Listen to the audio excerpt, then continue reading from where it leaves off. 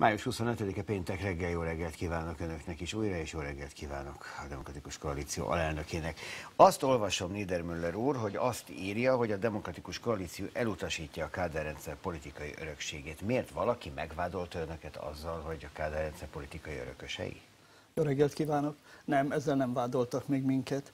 Azt gondolom azonban, hogy a magyar társadalmat, a magyar politikai életet az elmúlt évtizedekben többek között az jellemezte, hogy valamilyen oknál fogva, több különböző oknál fogva nem akart szembenézni azokkal az adottságokkal, nem akart szembenézni a múlttal, nem akart szembenézni a különböző politikai örökségekkel. És én, valamint a Demokratikus Koalíció, mi azt gondoljuk, hogy egy olyan pártnak, amely magát egy balközéppártként definiálja, amelyik fontosnak tartja a baloldali értékeket, de fontosnak tart bizonyos polgári értékeket is, annak ezzel a korszakkal kapcsolatban állást kell foglalnia. Ki kell jelentenie, meg kell mondania, hogy hogyan látja ezt a korszakot, mit gondol ennek a korszaknak a politikai örökségéről, mit gondol azokról a politikai hagyományokról, amelyek ehhez a közel 40 évhez kapcsolódnak. Melyik a bölcsebb? Bár ezt most jókor kérdezem, de ennek ellenére megkérdem. Távolságot tartani és bele sem keveredni egy ilyen típusú polémiába, mondjuk egy friss pártnak, mint a Demokratikus Koalíció, miközben a Fidesz folyamatosan kommunista az elmúlt 40 év, az elmúlt 8 éve, ez pártállami utódpártnak nevezi mondjuk az MSZP-t, vagy pedig pontosan belépni ebbe a körbe és azt mondani, hogy itt vagyok, és vállalom azt, amit ki kell mondani a múlttal kapcsolatban bizonyos mondatokat. Tehát, hogy biztos bölcs dolog a Demokratikus Koalíciótól belépni a ringbe?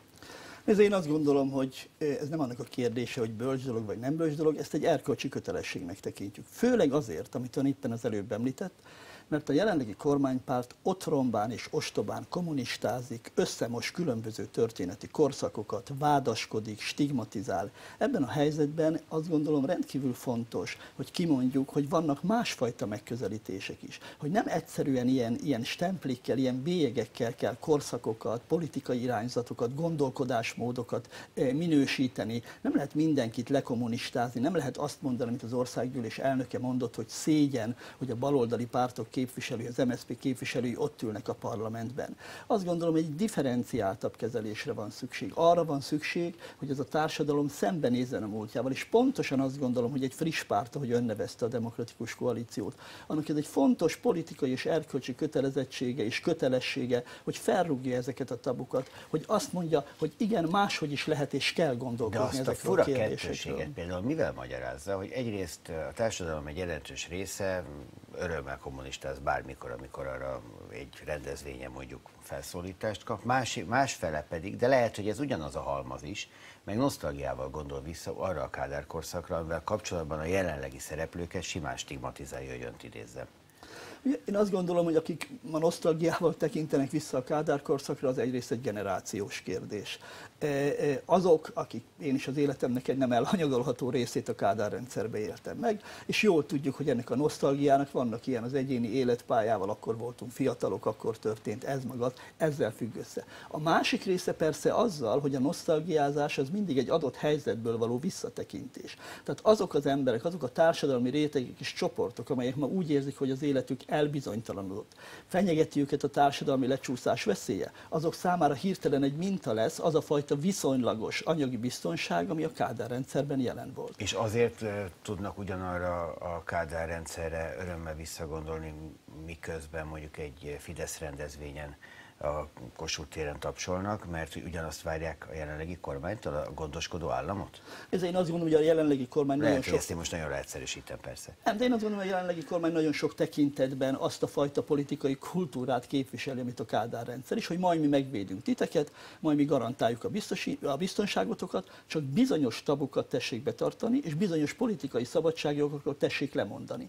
Pontosan ez történik ma is, ugyanez volt a Kádár rendszer működésének az alapja. Azt mondta, hogy lehet viszonylagos anyagi biztonságban élni, meg lehet tervezni az életet, lehet előre tervezni, de ennek az az ára, hogy bizonyos dolgokról nem beszélünk, hogy nincs szabad sajtó, hogy nem kérdezzük meg, mi történt az 56-os forradalom áldozataival, és így tovább, és így tovább. Ma is ugyanezt. Közleményéből azt olvasom ki, hogy abban érdekelt a Demokratikus Koalíció a Kádár korszakot A-tól Z-ig, az elejétől a végéig, a sérelmektől a pozitívumokig elemezze a társadalom, beszélje ki magából végre, és tegye le.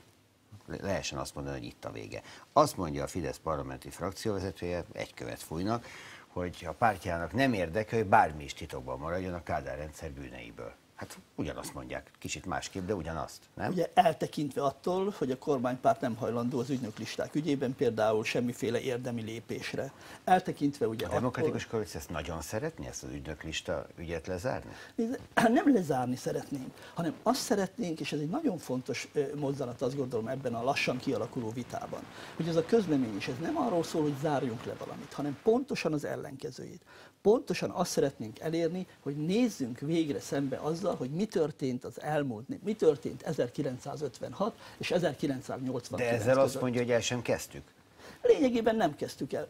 Én nem látom, hogy hol folytak azok a társadalmi viták, ahol ez a fajta, azt nem tekintem társadalmi vitának, hogy a kormánypártnak a képviselői a nekik nem tetsző baloldali politikusokat kommunistának bélyegzik, és azt mondják, hogy az MSZP a MSZNP-nek a jogutódja, és ennek a következményeit viselni kell. Nem ez a megoldás. A megoldás egy társadalmi diskurzus, egy társadalmi vita lenne. Egy a nyilvánosság különböző szinterein folyó és zajló vita, ahol a legkülönbözőbb vélemények jelennek meg. Ugye az egy nagyon nagy tévedés, azt gondolom, a nyilvánosságban is és a kormánypárt részéről is, amikor azt gondolják, hogy a múltnak egyetlen értelmezés és egyetlen magyarázata van. Nem, pontosan az a dolognak a lényege, hogy nagyon különböző múlttal kapcsolatos elképzelések, tapasztalatok és emlékek vannak jelen ebben az országban, és ezeket kell egymással szembesíteni, erre van szükség a nyílt vitára. Orbán Viktor miniszterelnök azt közölte, hogy a kormány vállalja a kommunista múlt rendezésének jogszabályi előkészítésével kapcsolatos munkát, és azt el is fogja végezni. Van egy olyan sanda gyanúm, hogy nem ugyanarról beszélnek, mint önök, de van-e valami elképzelésük, hogy miről? Ugye azzal, amikor bejelentették, hogy létrehozzák ezt a Nemzeti Emlékezet Intézete, vagy már nem is tudom pontosan megmondani, hogy minek hívják ezt az intézményt, amit most létre akarnak hozni, akkor eleve lehetett tudni, hogy itt nem arról van szó, amit mi mondunk, a múltnak a feldolgozása, hanem arról van szó, hogy ők ki akarják válogatni az elmúlt évtizedekből azokat a szereplőket és azokat az eseményeket, amelyek az ő jelenlegi politikájukhoz és ideológiájukhoz illik. Ugye nem véletlen, hogy ez úgy van, hogy most is vannak a kormánypártnak olyan fontos tanácsadói, vannak olyan miniszterei is, jegyzem meg, akik az MSZNP-nek a tagjai voltak korábban. És csak azt szeretném ezzel érzékeltetni, hogy mi egészen mást mondunk. Mi egy nyílt, őszinte és demokratikus társadalmi vitát szeretnénk. És kivel fognak vitatkozni? Hát én azt gondolom, hogy a társadalom, azt gondolom mindenkivel, a nyilvánosság különböző szereplőivel, a politikai paletta különböző szereplőivel. Ezt megpróbálják szervezni is?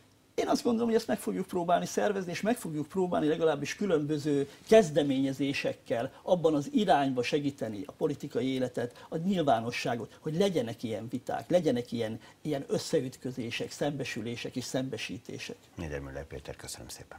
Én köszönöm szépen.